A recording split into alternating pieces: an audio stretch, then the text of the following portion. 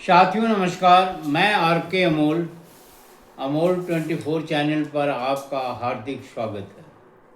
आज इतिहास के उस पन्ने को हम पलटने जा रहे हैं जो इस देश को छिन्न भिन्न कर दिया या कई टुकड़ों में बांट दिया। जो एक अखंड भारत था वह टुकड़ों में बट गया और यहीं से भारत के पतन की कहानी शुरू हो गई। ये बहुत ही प्रमुख घटना में से था और इसे विच्छिन्नता का युग या छिन्न भिन्न करने का युग भी कहते हैं। अब विच्छिन्नता का युग ये हुआ कि सिकंदर जो यूनानी शासक था उसने पहला आक्रमण भारत पर किया और पिछले वीडियो में मैंने बताया है कि दो हिस्सों में कुछ दिन की लड़ाई के बाद सिकंदर ने अपनी सेना को दो हिस्सों में बांट दिया। एक का नेतृत्व जो है वो खुद करने लगा और दूसरे का नेतृत्व अपने सेनापति अलेक्जेंडर को दिया। अलेक्जेंडर सिलूकस निकेटर को दिया, उसे अलेक्जेंडर भी कहते हैं। सिलूकस निकेटर ये पंजाब का गवर्नर बनाया उसको, या पंजाब का शासक बनाया, जिसे चंद्रगुप्त मौर्य ने लड़ाई में परास्त करके उसे भगा दिया और पंजाब को अपने हिस्से में कर लिया। इस प्रकार चंद्रगुप्त मौर्य ने पूरा पश्चिमोत्तर भारत, मगध, पूर्वी भारत और तमाम पूरे काफ़ी हिस्से पर कब्जा करके, लड़ाई लड़के कब्जा करके एक अखंड भारत का निर्माण किया। सेल्यूकस ने अपनी लड़की हेलेना की शादी जो है चंद्रगुप्त से किया था।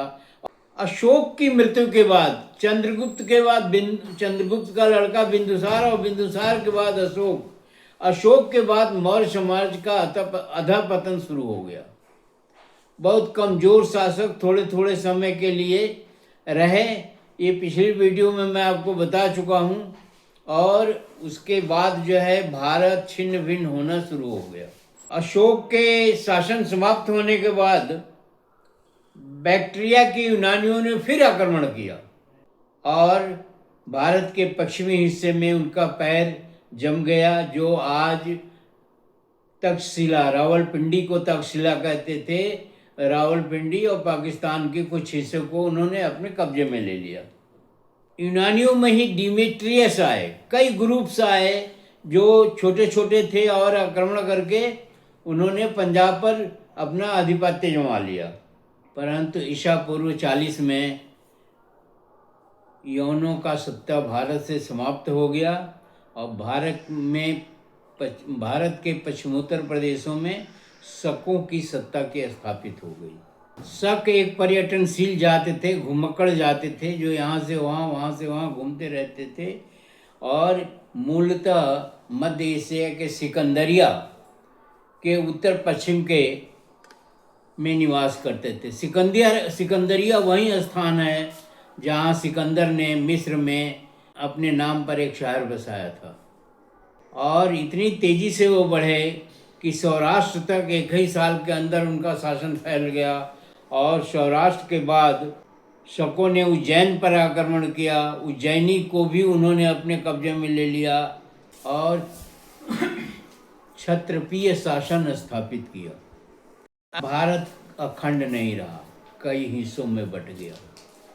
जो चंद्रगुप्त मौर्य के ज़माने में अखंड था वो अखंडता खत्म हो गई और छिन्न भिन्न होकर के कई हिस्सों में बट गया। मगध और साकेत में शुंग वंश का शासन हो गया। ये वही शुंग वंश है जो पुष्य शुंग मित्र, जो मौर्यों का सेनापति था, वो धीरे धीरे मौर्यों के कमज़ोर होने पर ईसा पूर्व 184 में अंतिम मौर्य शासक बृहदर्थ की हत्या कर इसी दशहरा के दिन मौर्य अपनी विजय उत्सव मनाते थे। उसी दशहरा के दिन विजय उत्सव मनाने के दौरान जाते समय पुष्यशुंग मित्र ने अपने आदमियों से बृहदर्थ की हत्या करवा दी, जो उस समय कुल 17-18 साल का था। इस प्रकार मौर्य वंश का मौर्य वंश खत्म हो गया और बड़े पैमाने पर पुष्यशुंग मित्र ने मौर्यों की और बौद्ध भिक्षुओं की हत्या कराई, बौद्ध विहारों को तोड़वाया और जितने बौद्ध से रिलेटेड जितने भी स्थान थे उनको तहस नहस कर दिया, जिसमें अशोक के 85,000 स्तूप भी थे और तमाम जो है वो तोड़ फोड़ किया। और बहुत ही निम्न स्तर का वो शासक था, उसने वो भारत का सबसे बड़ा गद्दार था, वो भारत का नंबर 1 गद्दार था, इसलिए कि उसने जिस राजा का सेनापति था उसी की हत्या करवा दिया और षड्यंत्र के द्वारा हत्या करवा दिया और वो बहुत दिनों तक सेनापति रहा मौर्यों के शासन में। दूसरी चीज़ थी कि उसने बड़े पैमाने पर हत्याएं कराई और बड़े पैमाने पर विध्वंस कराया और उसी के समय में ये मनुस्मृति बनाई गई, उसी के समय में तमाम ऋणात्मक काम हुए, निगेटिव काम हुए और इस देश को जितना तहस नहस कर सकता था उतना इसकी संस्कृति को क्षति पहुंचा और इस देश के संस्कृति को पूरी तरह मिटा दिया। जो देश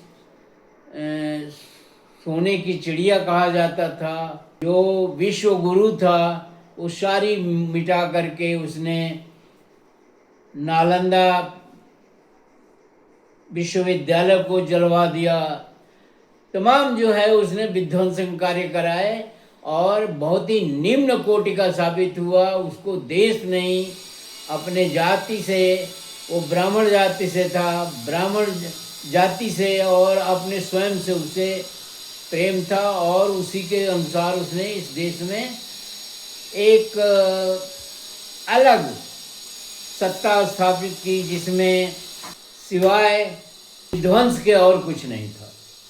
बहुत ही निम्न कोटि का वो शासक था और बहुत ही उसने वो धूर्त टाइप का था और उत्तरी भारत में उसका राज्य स्थापित हो गया और उसमें सबसे बड़ा राजा स्वयं पुष्यशुंग मित्र था।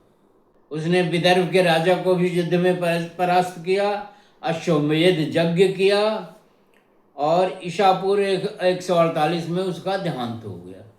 तब तक भारत को उसने पूरी तरह से छिन्न भिन्न कर दिया, सांस्कृतिक रूप से, सभ्यता के तरीके में के रूप में या धन धान्य के रूप में या अमन चैन सुख चैन के रूप में उसने पूरे भारत को जितना बर्बाद कर सकता था उतना बर्बाद किया।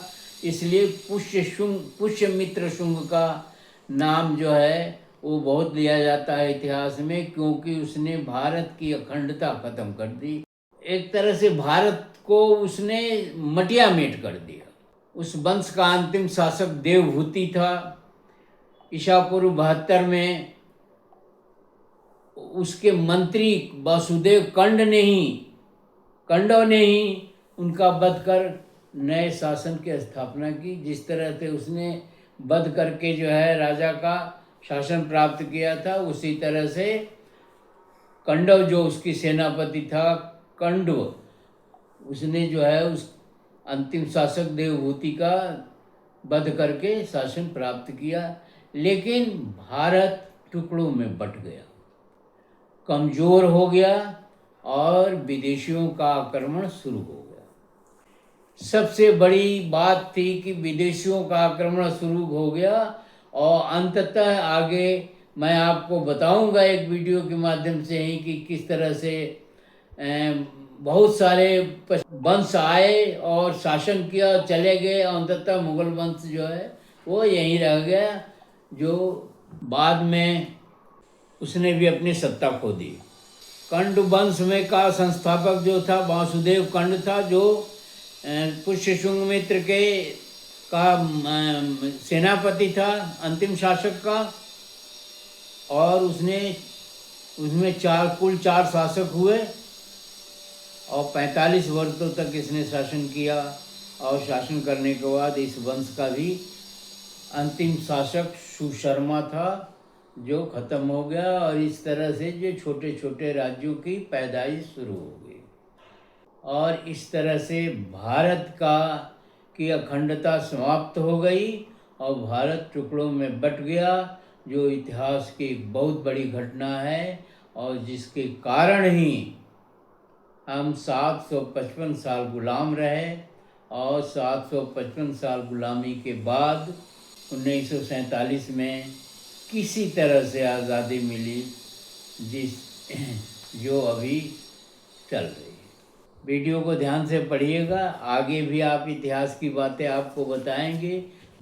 अगर चैनल को आपने सब्सक्राइब न किया हो तो उसे सब्सक्राइब कर लें, और वीडियो को शेयर और लाइक करना न भूलें। धन्यवाद। जय भारत, जय संविधान।